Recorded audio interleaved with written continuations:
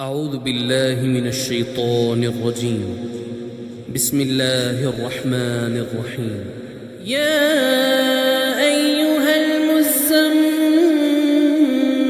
قم الليل إلا قليلا نصفه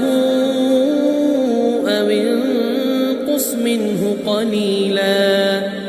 أو زد عليه ورتل القرآن ترتيلا إنا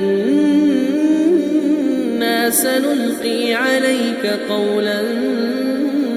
ثقيلا إن ناشئة الليل هي أشد وطئا وأقوم قيلا إن لك في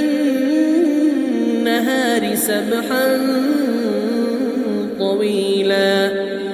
واذكر اسم ربك وتبتل إليه تبتيلا رب المشرق والمغرب لا إله إلا هو فاتخذه وكيلا واصبر على ما يقولون واهجرهم هجرا جميلا وذرني والمكذبين أولي النعمة ومهلهم قليلا إن لدينا أنكالا وجحيما وطعاما ذا غصة وعذابا أليما يوم ترجف الأرض والجبال وكانت الجبال كثيبا مهيلا إنا أرسلنا إليكم رسولا شاهدا عليكم كما أرسلنا إلى فرعون رسولا فعصى فرعون الرسول فأخذناه أخذا وبيلا فكيف تتقون إن كفرتم يوما يجعل الولدان شيبا السماء منفطر به كان وعده مفعولا إن هذه تذكرة فمن شاء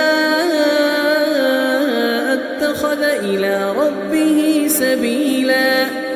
إن ربك يعلم أنك تقوم أدنى من ثلثي الليل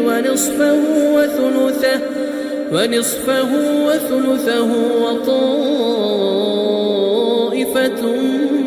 من الذين معك والله يقدر الليل والنهار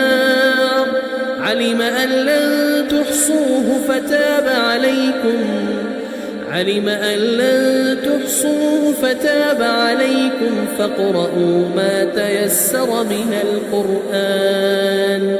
علم أن سيكون منكم مرضى وآخرون يضربون في الأرض يبتغون من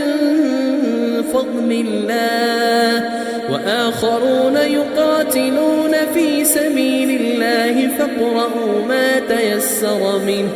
وأقيموا الصلاة وآتوا الزكاة وأقرضوا الله قرضا حسنا وما تقدموا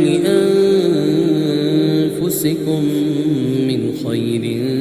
تجدوه عند الله هو خيرا وأعظم أجرا واستغفروا الله